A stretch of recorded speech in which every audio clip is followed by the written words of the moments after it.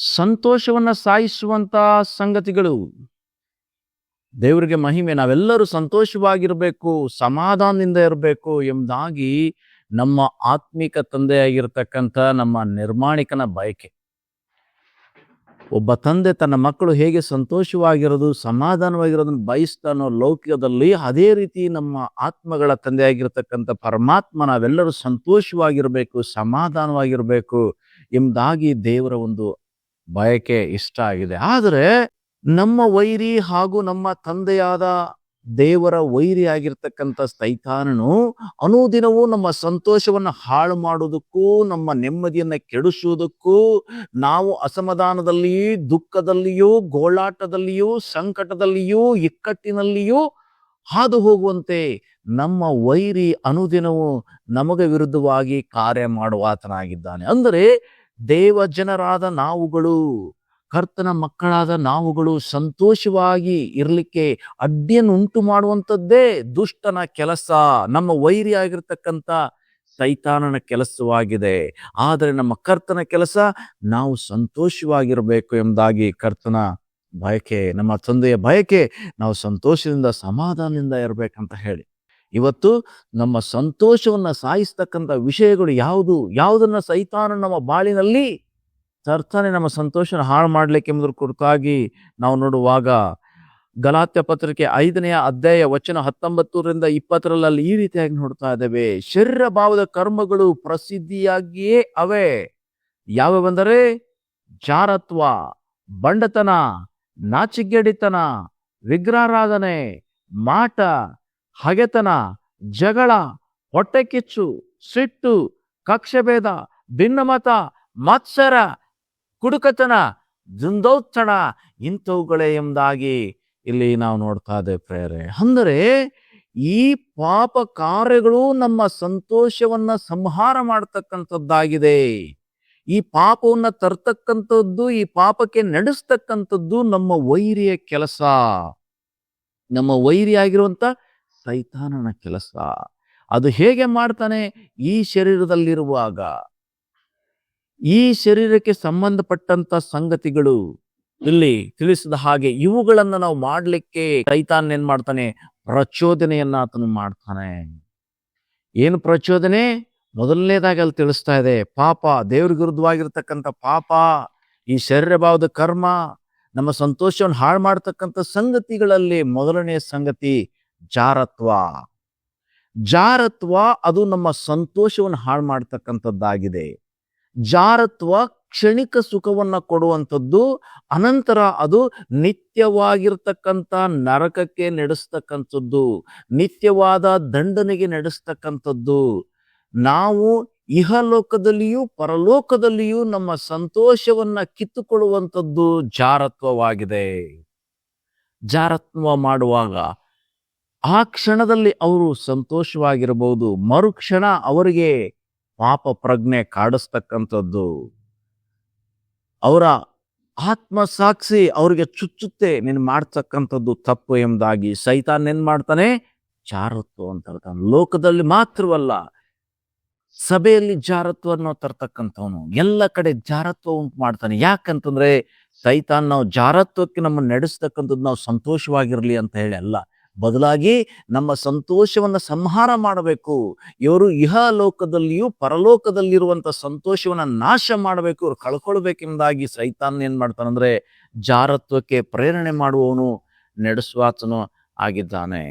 ಅದರಿಂದ ನಾವು ಈ ಜಾರತ್ವದಿಂದ ದೂರ ಇರಬೇಕು. ಈ ಜಾರತ್ವ ನಮ್ಮನ್ನೇನ್ ಮಾಡ್ತದೆ? ನಮ್ಮ ಸಂತೋಷವನ್ನ ಕಿತ್ಕೊಳ್ತಕ್ಕಂಥದ್ದು.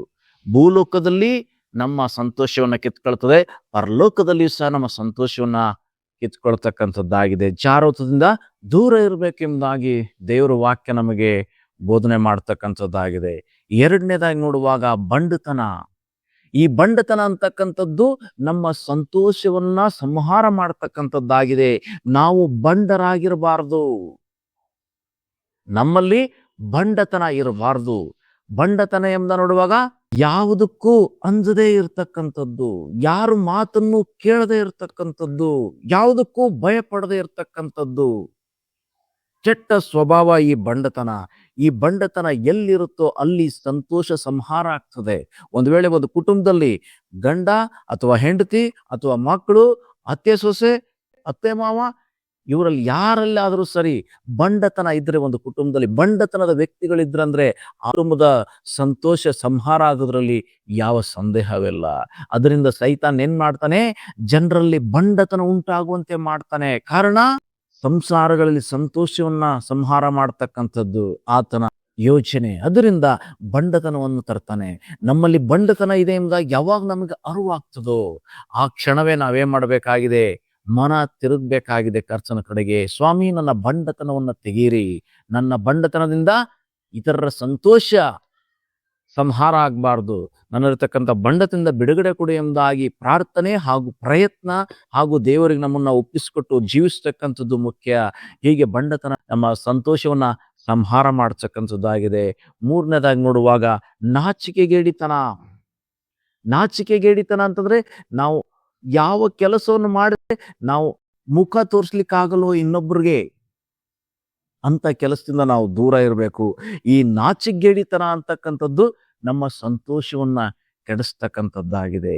ಯಾವುದು ನಾಚಿಕೆಗೇಡಿತನ? ಹಾಗಾದ್ರೆ ನೀವು ಯಾವ ಕಾರ್ಯವನ್ನು ಮಾಡಿದರೆ ನಿಮ್ಮ ಕುಟುಂಬದವರಿಗೆ, ನಿಮ್ಮ ಸಮಾಜದವರಿಗೆ, ನಿಮ್ಮ ನೆರೆಹೊರೆಯವರಿಗೆ ನಿಮ್ಮ ಮುಖವನ್ನು ತಿರುಗಿ ತೋರಿಸ್ಲಿಕ್ಕೆ ನಿಮಗೆ ಸಂಕೋಚವಾಗ್ತದೋ ಅಂತ ಕಾರ್ಯಗಳು ನಾಚಿಕೆಗೇಡಿ ಕಾರ್ಯಗಳು.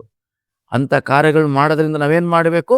ದೂರ ಇರಬೇಕು. ಇದು ಏನ್ ಮಾಡ್ತದೆ? ನಮ್ಮ ಸಂತೋಷವನ್ನ ಸಂಹಾರ ಮಾಡ್ತಕ್ಕಂಥದ್ದು, ನಮ್ಮ ಸಂತೋಷವನ್ನ ಕಿತ್ತುಕೊಳ್ತಕ್ಕಂಥದ್ದಾಗಿದೆ ಎಂಬುದಾಗಿ ನಾವಿಲ್ಲಿ ನೋಡ್ತೇವೆ ಪ್ರೇರೆ. ಹಾಗೆ ನಾಲ್ಕನೇದಾಗಿ ನೋಡುವಾಗ ವಿಗ್ರಹಾರಾಧನೆ ನಮ್ಮ ಸಂತೋಷದ ಸಂಹಾರವನ್ನು ಮಾಡ್ತದೆ.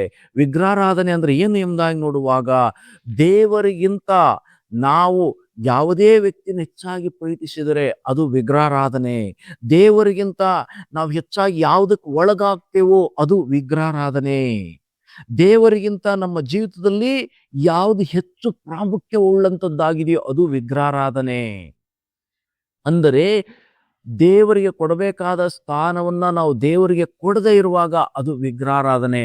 ಹೀಗೆ ಯಾವಾಗ ನಾವು ಈ ರೀತಿಯಾಗಿ ವಿಗ್ರಹಾರಾಧಕರಾಗ್ತೇವೋ, ದೇವರಿಗೆ ಕೊಡಬೇಕಾಗಿರ್ತಕ್ಕಂಥ ಆ ಒಂದು ಗೌರವವನ್ನ ನಾವು ವ್ಯಕ್ತಿಗಳಿಗೆ, ವಸ್ತುಗಳಿಗೆ ಕೊಡ್ತೇವೋ, ದೇವರ ಸ್ಥಾನದಲ್ಲಿ ವ್ಯಕ್ತಿಗಳನ್ನ, ವಸ್ತುಗಳನ್ನಿಟ್ಟು ನಾವು ಅವುಗಳನ್ನ ಪ್ರೀತಿಸ್ತೇವೋ, ಸನ್ಮಾನಿಸ್ತೇವೋ, ಗೌರವಿಸ್ತೇವೋ ಅದು ವಿಗ್ರಹಾರಾಧನೆ. ಈ ವಿಗ್ರಹಾರಾಧನೆ ನಮ್ಮನ್ನೇನ್ ಮಾಡ್ತದೆ? ಇಹಲೋಕದಲ್ಲಿಯೂ ನಮ್ಮ ಸಂತೋಷ ಸಂಹಾರ ಮಾಡ್ತದೆ, ಪರಲೋಕದಲ್ಲಿಯೂ ಸಹ ನಮ್ಮ ಇರತಕ್ಕಂಥ ಸಂತೋಷವನ್ನ ಅದು ಸಂಹಾರ ಮಾಡ್ತಕ್ಕಂಥದ್ದಾಗಿದೆ. ಅದರಿಂದ ವಿಗ್ರಹಾರಾಧನೆಯಿಂದ ದೂರ ಇರಬೇಕು ಎಂಬುದಾಗಿ ದೇವರ ವಾಕ್ಯ ನಮಗೆ ಎಚ್ಚರಿಸ್ತಕ್ಕಂಥದ್ದಾಗಿದೆ ಪ್ರೇರೆ. ಮುಂದುವರಿಸಿ ನೋಡುವಾಗ ಐದನೇದಾಗಿ ನಮ್ಮ ಸಂತೋಷವನ್ನು ಸಂಹಾರ ಮಾಡ್ತಕ್ಕಂಥ, ಕಿತ್ಕೊಳ್ತಕ್ಕಂಥ ವಿಷಯ ಯಾವುದಂದ್ರೆ ಮಾಟ ಮಂತ್ರ ಮಾಡ್ತಕ್ಕಂಥದ್ದು, ಇನ್ನೊಬ್ಬರಿಗೆ ದ್ರೋಹವನ್ನು ಮಾಡ್ತಕ್ಕಂಥದ್ದು ಏನ್ ಮಾಡ್ತದೆ ಎಂಬ ನೋಡುವಾಗ ನಮ್ಮ ಸಂತೋಷವನ್ನು ಸಂಹಾರ ಮಾಡ್ತಕ್ಕಂಥದ್ದಾಗಿದೆ. ನಾವು ಇನ್ನೊಬ್ಬರ ಸಂಸಾರದಲ್ಲಿ ಹಾಳಾಗ್ಬೇಕೆಂಬುದಾಗಿ ಯೋಚನೆ ಮಾಡಿ, ಇನ್ನೊಬ್ಬರಿಗೆ ಕೇಡಾಗ್ಬೇಕಂತ ಯೋಚನೆ ಮಾಡಿ ಮಾಟ ಮಂತ್ರಗಳನ್ನು ಮಾಡ್ತಕ್ಕಂಥವ್ರಾಗಿದ್ರೆ ಅದು ಏನಾಗ್ತದೆ ಅಂತಂದ್ರೆ, ಅದು ಒಂದಲ್ಲ ಒಂದು ದಿನ ನಮಗೇನಾಗ್ತದೆ? ಪರಿಣಾಮಕಾರಿಯಾಗಿ ಎಫೆಕ್ಟ್ ಮಾಡ್ತದೆ. ಅಂದ್ರೆ ವಾಕ್ಯ ಹೇಳ್ತದೆ, ನೀನು ಬಿತ್ತಿದ್ದನ್ನೇ ಕೊಯ್ಬೇಕಂತ ಹೇಳಿ.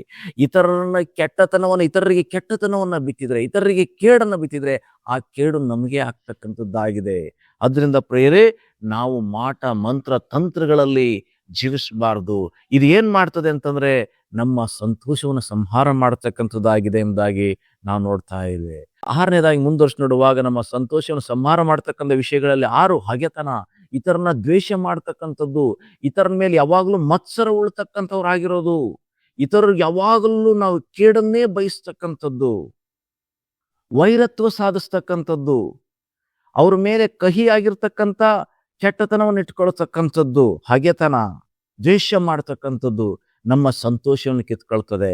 ಯಾರು ದ್ವೇಷವನ್ನು ಮಾಡ್ತಾರೋ ಅವರ ದೇಹಗಳಲ್ಲಿ ಅನೇಕ ರಾಸಾಯನಿಕ ಕ್ರಿಯೆಗಳು ನಡೀತದೆ. ಆ ಮೂಲಕ ಏನ್ ಮಾಡ್ತದೆ ಅಂದ್ರೆ ಅವರ ಶರೀರ ಏನ್ ಮಾಡ್ತದೆ? ಅವರಿಗೆ ಹಾನಿಯನ್ನು ಉಂಟು ಮಾಡ್ತದೆ, ಅವರಿಗೆ ಅನಾರೋಗ್ಯಗಳನ್ನ ಉಂಟು ಮಾಡ್ತದೆ. ದ್ವೇಷ ಇರೋ ಕಡೆ ಆರೋಗ್ಯ ಇರ್ಲಿಕ್ಕೆ ಸಾಧ್ಯ ಇಲ್ಲ. ಅದರಿಂದ ಇನ್ನೊಬ್ಬರನ್ನು ದ್ವೇಷಿಸುವಂತ ನಾವು ತಿಳ್ಕೋಬೇಕಾಗಿದೆ, ಇತರರ ದ್ವೇಷ ನಮ್ಮ ಸಂತೋಷವನ್ನು ಅದಕ್ಕೆ ಕಿತ್ಕೊಳ್ತಕ್ಕಂಥದ್ದಾಗಿದೆ. ಅದರಿಂದ ಹಗೆತನ ಅಂತಕ್ಕಂಥದ್ದು ಇರಬಾರ್ದು. ಇನ್ನು 7ನೇದಾಗಿ ನೋಡುವಾಗ ಜಗಳ. ಜಗಳ ಕುರಿತಾಗಿ ನೋಡುವಾಗ ಮನೆಗಳಲ್ಲಿ ಜಗಳ, ಕೆಲಸದ ಸ್ಥಳದಲ್ಲಿ ಜಗಳ, ಸಮಾಜದಲ್ಲಿ ಜಗಳ, ಹೀಗೆ ಈ ಜಗಳ ಎಂತಕ್ಕಂಥದ್ದು ಏನ್ ಮಾಡ್ತದೆ, ನಮ್ಮ ಸಂತೋಷವನ್ನ ಸಂಹಾರ ಮಾಡ್ತಕ್ಕಂಥದ್ದಾಗಿದೆ. ಈ ದಿನಗಳಲ್ಲಿ ನಾವು ನೋಡುವಾಗ ದೊಡ್ಡ ಜಗಳ ನಡೀತಾ ಇದೆ ವಿಶ್ವದಾದ್ಯಂತ. ಯಾವುದಕ್ಕೆ? ಇರಾನ್, ಅಮೆರಿಕ, ಇಸ್ರೇಲ್, ಇನ್ನು ಅನೇಕ ಯುರೋಪ್ ಕಂಟ್ರಿಗಳು ಏನ್ ಮಾಡ್ತಾ ಇದೆ, ಪರಸ್ಪರ ಜಗಳ ಮಾಡ್ಕೊಂತಾ ಇದ್ದಾರೆ, ಕಿತ್ತಾಡ್ಕೊಂತಾ ಇದ್ದಾರೆ, ಯುದ್ಧ ಮಾಡ್ತಾ ಇದ್ದಾರೆ. ಆ ಯುದ್ಧದಿಂದ ಏನಾಗಿದೆ, ಇವತ್ತು ವಿಶ್ವದ ಸಂತೋಷ ಸಂಹಾರ ಆಗ್ತಾ ಇದೆ. ಅನೇಕ ಕುಟುಂಬಗಳು ಇವತ್ತೇನಾಗಿದೆ, ದುಃಖದಲ್ಲಿ, ಗೋಳಾಟದಲ್ಲಿ, ಸಂಕಟಗಳಲ್ಲಿದ್ದಾರೆ ಪ್ರಿಯರೇ. ಇಸ್ರಾಯೇಲ್ ಅಲ್ಲಿ ಅನೇಕ ಇದ್ದಾರೆ, ಇರಾನ್ ನಲ್ಲಿ ಅನೇಕರಿದ್ದಾರೆ. ಇವರ ಜಗಳಗಳು ಪರಸ್ಪರ ಒಂದು ದೇಶ ಇನ್ನೊಂದು ದೇಶದ ಮೇಲೆ ಜಗಳ ಮಾಡ್ತಾ ಇರೋದ್ರಿಂದ ಏನಾಗ್ತಾ ಇದೆ ಅಂತಂದ್ರೆ ಅವರ ಸಂತೋಷ ಕೀಳಲ್ಪಟ್ಟಿದೆ. ಇದು ವೈರಿಯ ಕೆಲಸವೇ ಹೊರತು ಬೇರೆ ಏನು ಅಲ್ಲ. ಯಾರು ವೈರಿ? ಕರ್ತನ ಸೃಷ್ಟಿಗೆ ವಿರುದ್ಧವಾಗಿ ಕಾರ್ಯ ಮಾಡ್ತಕ್ಕಂಥ ಸೈತಾನನ ಕೆಲಸ. ಸೈತಾನ್ ನೇರವಾಗಿ ಬಂದು ಕಾರ್ಯ ಮಾಡದೆ ಏನ್ ಮಾಡ್ತಾನೆ, ಅನೇಕರ ಮೂಲಕವಾಗಿ ಆತನು ಕಾರ್ಯ ಮಾಡ್ತಾನೆ. ಮನುಷ್ಯರಲ್ಲಿ ಸೈತಾನನು ಹೊಕ್ಕು ಅನೇಕರನ್ನ ನಾಶ ಮಾಡ್ತಕ್ಕಂಥದ್ದು, ಜಗಳಗಳನ್ನಿಡ್ತಾ ಏನ್ ಮಾಡ್ತಾನೆ, ದೇಶಕ್ಕೆ ವಿರುದ್ಧವಾಗಿ ದೇಶಗಳು, ಕುಟುಂಬಕ್ಕೆ ವಿರುದ್ಧವಾಗಿ ಕುಟುಂಬಗಳು, ವ್ಯಕ್ತಿಗೆ ವಿರುದ್ಧವಾಗಿ ವ್ಯಕ್ತಿಗಳು ಹೇಳುವಂತೆ ಮಾಡಿ ಆತನ ಏನ್ ಮಾಡ್ತಾನೆ, ನಮ್ಮ ಸಂತೋಷವನ್ನು ಸಂಹಾರ ಮಾಡ್ತಕ್ಕಂಥವನಾಗಿದ್ದಾನೆ. ಅದರಿಂದ ಜಗಳ ಗಂಟತನ ಅದು ಕುಟುಂಬದಲ್ಲಾಗ್ಲಿ, ದೇಶದಲ್ಲಾಗ್ಲಿ, ರಾಜ್ಯದಾಗಲಾಗ್ಲಿ, ಸಭೆಯಲ್ಲಾಗ್ಲಿ ಅದು ಒಳ್ಳೇದಲ್ಲ. ಅದು ಸಂತೋಷವನ್ನು ಸಂಹಾರ ಮಾಡ್ತಕ್ಕಂಥದ್ದು. ಅದರಿಂದ ನಾವು ಹೊರಬರಬೇಕು ಎಂಬುದಾಗಿ ದೇವರ ಯೋಚನೆ. ಮತ್ತೆ ಹೊಟ್ಟೆ ಕಿಚ್ಚು, ಇತರಿಗೆ ಹೊಟ್ಟೆ ಕಿಚ್ಚು, ಇತರ ನೋಡಿ ಹೊಟ್ಟೆ ಉರ್ಕೊಳ್ತಕ್ಕಂಥದ್ದು ನಮ್ಮ ಸಂತೋಷವನ್ನು ಕಿತ್ಕೊಳ್ತದೆ. ಇತರರ ಮೇಲೆ ಸಿಟ್ಟು ಮಾಡ್ಕೊಳ್ತಕ್ಕಂಥದ್ದು ನಮ್ಮ ಸಂತೋಷನ ಕಿತ್ಕೊಳ್ತದೆ.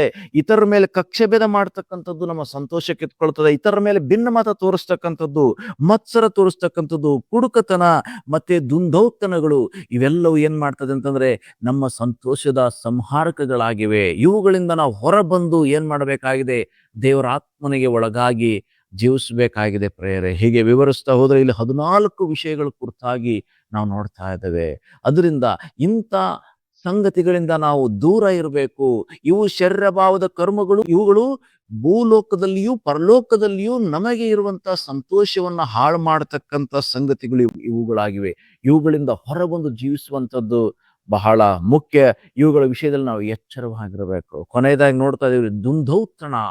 ದುಂದೌತಣ ಅಂತ ನೋಡುವಾಗ ಅಗತ್ಯಕ್ಕಿಂತ ಹೆಚ್ಚಾಗಿ ವ್ಯಯ ಮಾಡ್ತಕ್ಕಂಥದ್ದು ಏನ್ ಮಾಡ್ತದೆ, ನಮ್ಮನ್ನ ದುಃಖಕ್ಕೆ, ಸಂಕಟಕ್ಕೆ ನಡೆಸ್ತಕ್ಕಂಥದ್ದಾಗಿದೆ. ನಮ್ಮ ಸಂಪಾದನೆಗೆ ಮೇರೆಗೆ ನಾವು 100 ರೂಪಾಯಿ ಸಂಪಾದಿಸೋದಾದ್ರೆ ನಾವೇನ್ ಮಾಡ್ಬೇಕಾಗಿದೆ, ಅದರಲ್ಲಿ 50 ರೂಪಾಯಿ ಖರ್ಚು ಮಾಡ್ಬೇಕು.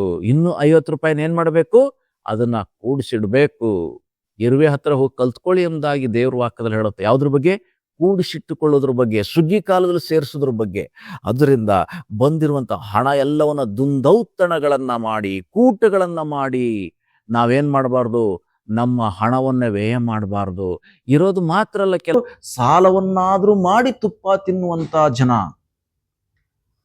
ಸಾಲ ಮಾಡಿ ತುಪ್ಪ ತಿನ್ನು. ಹಾಗೆಯೇ ದುಂದೌತಣಗಳು, ಕೂಟಗಳು ಮಾಡಿ ಹಣವನ್ನ ವ್ಯಯ ಮಾಡ್ತಾರೆ, ಆಹಾರವನ್ನ ವ್ಯಯ ಮಾಡ್ತಾರೆ, ವ್ಯರ್ಥವಾದದ್ದಕ್ಕೆ ಖರ್ಚು ಮಾಡ್ತಾರೆ ಜನರು. ಆ ಮೂಲಕವಾಗಿ ಅನೇಕ ಸಂಕಟಗಳಲ್ಲಿ ಅವ್ರು ಏನ್ ಮಾಡ್ತಾರೆ, ಸಿಲುಕಿಕೊಂಡು ತಮಗಿರುವಂತ ಸಂತೋಷವನ್ನು ಅವರು ಕಳೆದುಕೊಳ್ತಕ್ಕಂಥವರಾಗಿದ್ದಾರೆ ಪ್ರೇರೆ. ಅದರಿಂದ ನಮ್ಮ ಸಂತೋಷವನ್ನು ನಾವು ಕಳ್ಕೊಳ್ಬಾರ್ದು. ನಾವು ಸಂತೋಷದಲ್ಲಿ ಇರ್ಬೇಕಂತಂದ್ರೆ ದುಂದೌತಣದಿಂದ ನಾವು ದೂರ ಇರಬೇಕು. ದುಂದೌತಣ ಏನ್ ಮಾಡ್ತದೆ, ನಮ್ಮನ್ನ ದುಃಖಕ್ಕೆ ನಡೆಸ್ತಕ್ಕಂಥದ್ದು, ನಮ್ಮ ಸಂತೋಷದ ಸಂಹಾರಕನಾಗಿ ಅದು ಕಾರ್ಯ ಮಾಡ್ತಕ್ಕಂಥದ್ದಾಗಿದೆ. ಅದರಿಂದ ನಮಗಿರುವಂಥವುಗಳಲ್ಲಿ ನಾವು ತೃಪ್ತರಾಗಿರುವಂಥದ್ದು, ಇರುವಂಥವುಗಳನ್ನ ಹಿತವಾಗಿ ಮಿತವಾಗಿ ನಾವು ಖರ್ಚು ಮಾಡುವಾಗ ಅದೇನಾಗ್ತದೆ, ನಾವು ಸಂತೋಷವಾಗಿರ್ಲಿಕ್ಕೆ ಸಾಧ್ಯ. ನಮ್ಮ ನಂತರ ನಮ್ಮ ಕುಟುಂಬವೂ ಸಹ ಅದರ ನಿಮಿತ್ತ ಸಂತೋಷವಾಗಿರ್ಲಿಕ್ಕೆ, ಅವರ ಕೊರತೆಗಳನ್ನು ಸಹ ನೀಗಿಸ್ಲಿಕ್ಕೆ ಸಾಧ್ಯವಾಗ್ತದೆ. ಅದರಿಂದ ಇವತ್ತು ನಾವು ನೋಡಿದ್ದೇವೆ, ನಮ್ಮ ಸಂತೋಷವನ್ನ ಸಂಹಾರ ಮಾಡ್ತಕ್ಕಂಥ ವಿಚಾರಗಳು, ನಮ್ಮ ಸಂತೋಷವನ್ನು ಸಾಯಿಸುವಂತ 14 ವಿಷಯದ ಕುರಿತಾಗಿ ನಾವು ನೋಡಿದ್ದೇವೆ ಪ್ರೇರೆ. ಅದರಿಂದ ನಮ್ಮನ್ನು ನಾವು ದೇವರ ಹಸ್ತಕ್ಕೆ ಒಪ್ಪಿಸಿಕೊಡೋಣ. ಈ 14 ಸಂಗತಿಗಳಿಂದ ನಾವು ದೂರ ಇದ್ದು ದೇವರ ನಾಮನ್ನ ಮಹಿಮೆ ಮಾಡೋದಕ್ಕಾಗಿ ಪ್ರಾರ್ಥನೆ ಮಾಡೋಣ. ಸರ್ವಶಕ್ತನಾಗಿರುವ ಕರ್ತನೆ, ಈ ಸಮಯಕ್ಕಾಗಿ ಸ್ತೋತ್ರ. ಇಂದು ಜಗತ್ತಿನಾದ್ಯಂತ ಕರ್ತನೆ ಅಸಂತೋಷ, ದುಃಖ, ಕಣ್ಣೀರು, ಚಿಂತೆ, ಸಮಸ್ಯೆ, ಇಕ್ಕಟ್ಟು ಉಂಟು. ಕಾರಣ ಸೈತಾನನು ತನಗಿರುವ ಸಮಯ ಅಲ್ಪವೇ ಎಂಬುದಾಗಿ ತಿಳಿದು ಆತನು ಕುಟುಂಬದ ವಿರುದ್ಧವಾಗಿಯೂ, ಸಭೆಯ ವಿರುದ್ಧವಾಗಿಯೂ, ದೇಶದ ವಿರುದ್ಧವಾಗಿಯೂ, ರಾಜ್ಯದ ವಿರುದ್ಧವಾಗಿ ಆತನು ಹೋರಾಟವನ್ನು ಮಾಡ್ತಕ್ಕಂಥವನು. ಮನುಷ್ಯರಲ್ಲಿ ಪಾಪಕ್ಕೆ ಪ್ರೇರೇಪಿಸುವಂತವನು, ಪಾಪಕ್ಕೆ ನಡೆಸುವಂತವನು ಆಗಿ ಸಂತೋಷವನ್ನ ಎಲ್ಲರೂ ಕಳೆದುಕೊಳ್ಳುವಂತೆ ಹೋರಾಡುತ್ತಿರುವಲ್ಲಿ ಸ್ವಾಮಿ, ನಮ್ಮನ್ನ ಈ ಸೈತಾನನ ಸೋದರೊಳಗೆ ಸೇರಿಸದೆ ನಮ್ಮನ್ನ ಕೇಡಿನಿಂದ ತಪ್ಪಿಸು. ಈ ಸಂದೇಶವನ್ನು ಆಲಿಸಿದಂತೆ ಎಲ್ಲರನ್ನ ಆಶೀರ್ವಾದ ಮಾಡು. ಇವರೆಲ್ಲರಿಗೆ ಈ ಎಲ್ಲ ಶೋಧನೆಗಳ ಮೇಲೆ ಜೀವನನ್ನು ಗ್ರಹಿಸು. ಇವರ ಸಂತೋಷವನ್ನ ನಾಶ ಮಾಡುವಂತ ಎಲ್ಲ ಸಂಗತಿಗಳಿಂದ ಇವ್ರನ್ನ ತಪ್ಪಿಸಿ ಕಾಪಾಡು. ಇವ್ರನ್ನ ಆಶೀರ್ವಾದ ಮಾಡು. ಯೇಸುವಿನ ಮೂಲಕವಾಗಿ ಪ್ರಾರ್ಥಿಸ್ತೇವೆ ಪರಲೋಕ ತಂದೆಯೇ, ಆಮೆನ್. ದೇವರಿಗೆ ಮಹಿಮೆ. ಈ ಸಂದೇಶಗಳು ನಿಮಗೆ ಆಶೀರ್ವಾದಕರವಾಗಿರೋದಾದ್ರೆ ನಿಮ್ಮ ಸ್ನೇಹಿತರೊಂದಿಗೆ ಹಂಚಿಕೊಳ್ಳಿ. ಹಾಗೂ ಇಲ್ಲಿವರೆಗೆ ಈ ಚಾನೆಲ್ನ ಸಬ್ಸ್ಕ್ರೈಬ್ ಮಾಡಿಲ್ಲ ಅಂದ್ರೆ ಸಬ್ಸ್ಕ್ರೈಬ್ ಮಾಡಿಕೊಳ್ಳೋದ್ರ ಮೂಲಕವಾಗಿ ನೀವು ನಮ್ಮನ್ನು ಪ್ರೋತ್ಸಾಹಿಸಬೇಕಾಗಿ ವಿನಂತಿಸಿಕೊಳ್ಳುತ್ತೇನೆ.